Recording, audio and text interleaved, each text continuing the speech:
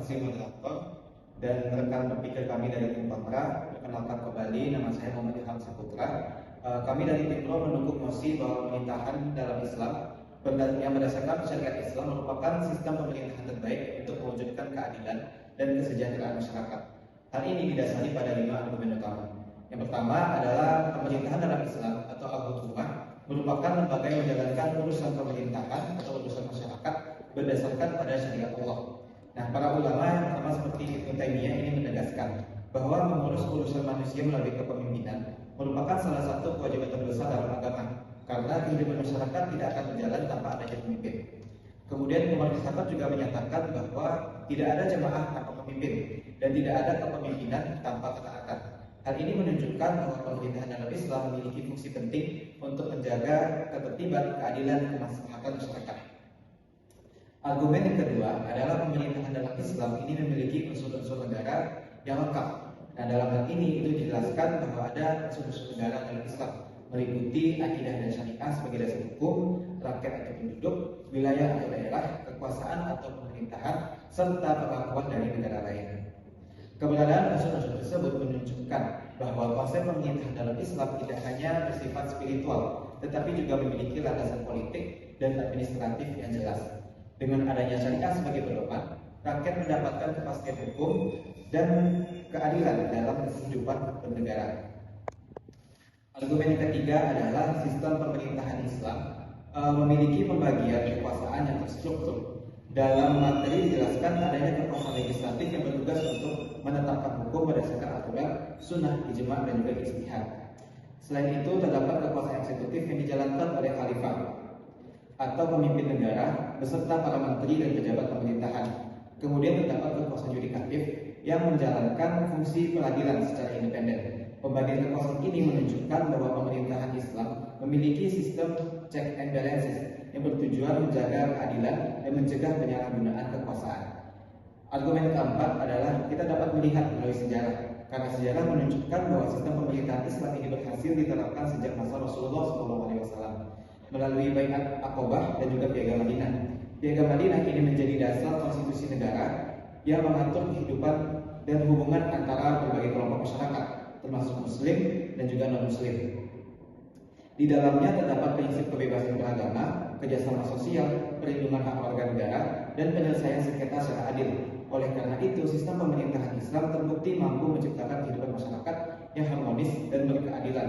Oleh karena itu, saya kembali menegaskan bahwa saya dari tim pro ingin mengajak rekan kami dari tim kontra untuk seperahu dengan kami dan mendukung mosi perdebatan kita pada hari ini. Sekian dari saya kembalikan kepada moderator. Terima kasih kepada tim pro atas penyampaian argumennya. Selanjutnya kami persilakan kepada tim kontra untuk menyampaikan pandangannya. Baik, terima kasih moderator. Kami dari tim kontra menolak mosi bahwa pemerintahan yang berlandaskan syariat Islam merupakan sistem pemerintahan terbaik untuk seluruh masyarakat. Pertama, kami sepakat bahwa pemerintahan merupakan lembaga yang diperlukan untuk mengatur kehidupan masyarakat. Namun fungsi pemerintahan pada dasarnya adalah menciptakan ketertiban, keamanan, dan kesejahteraan. Tujuan tersebut dapat dicapai melalui berbagai sistem pemerintahan, tidak hanya melalui sistem pemerintahan Islam. Oleh karena itu, tidak tepat apabila satu sistem dinyatakan paling unggul untuk seluruh kondisi masyarakat. Kedua, unsur-unsur pemerintahan yang dijelaskan bahwa seperti rakyat, wilayah, pemerintahan, dan pengakuan negara lain juga dimiliki oleh hampir seluruh negara modern. Unsur-unsur tersebut merupakan syarat umum berdirinya sebuah negara. Dengan demikian, keberadaan unsur-unsur tersebut tidak otomatis menjadikan sistem pemerintahan Islam lebih unggul dibandingkan sistem pemerintahan lainnya. Ketiga, sistem pemerintahan Islam memiliki berbagai bentuk dalam sejarah. Pada masa Khulafaur Rasyidin, sistem pemerintahan berbeda dengan masa Umayyah, Abbasiyah maupun Utsmaniyah. Hal ini menunjukkan bahwa tidak ada satu model pemerintahan Islam yang benar-benar baku. Perbedaan penerapan tersebut dapat menimbulkan perdebatan mengenai bentuk pemerintahan yang paling sesuai untuk diterapkan pada era modern yang penuh dengan kompleksitas sosial dan politik. Keempat, masyarakat modern terdiri dari berbagai agama, budaya, dan pandangan politik.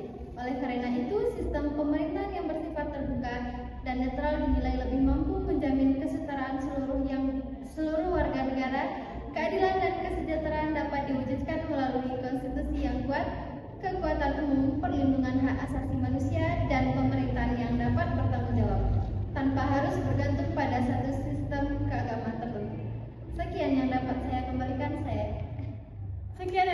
sampaikan, saya kembalikan kepada moderator. Terima kasih kepada tim kontra atas penyampaian argumentasinya. Selanjutnya kita akan memasuki sesi sanggahan kepada tim pro untuk menyampaikan sanggahannya. Terima kasih kepada moderator. Saya dari tim pro ingin menyampaikan beberapa sanggahan terkait argumentasi dari tim kontra.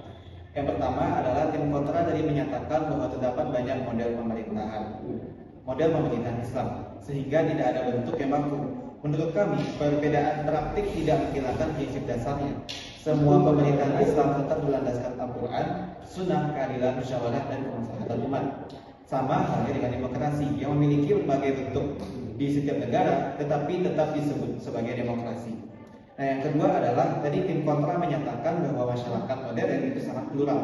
Justru Piagam Madinah yang menjadi dasar pemerintahan Islam menunjukkan bahwa Islam menghormati keberagaman. Dalam piagam tersebut, umat Islam, Yahudi, dan kelompok lainnya itu diberikan kebebasan menjalankan keyakinannya masing-masing. Nah, yang ketiga, benar bahwa ada negara non-Islam yang maju. Namun kemajuan material saja tidak cukup. Pemerintahan Islam ini menawarkan keseimbangan antara kesejahteraan ekonomi, keadilan, sosial, dan pembinaan moral masyarakat yang menjadi fondasi kehidupan jangka panjang. Oleh karena itu, bagaimanakah tanggapan dari tim kontra terkait sanggahan yang saya sampaikan ini? Demikian saya kembalikan kepada moderator. Terima kasih kepada tim pro. Selanjutnya kami persilakan kepada tim kontra untuk menyampaikan sanggahannya.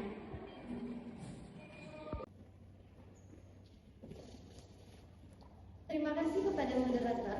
Kami ingin menanggapi beberapa argumen dari tim pro. Pertama, tim pro menyatakan bahwa hukum Islam berasal dari wahyu sehingga lebih lembut. Namun, dalam praktiknya, hukum tetap memerlukan penafsiran manusia.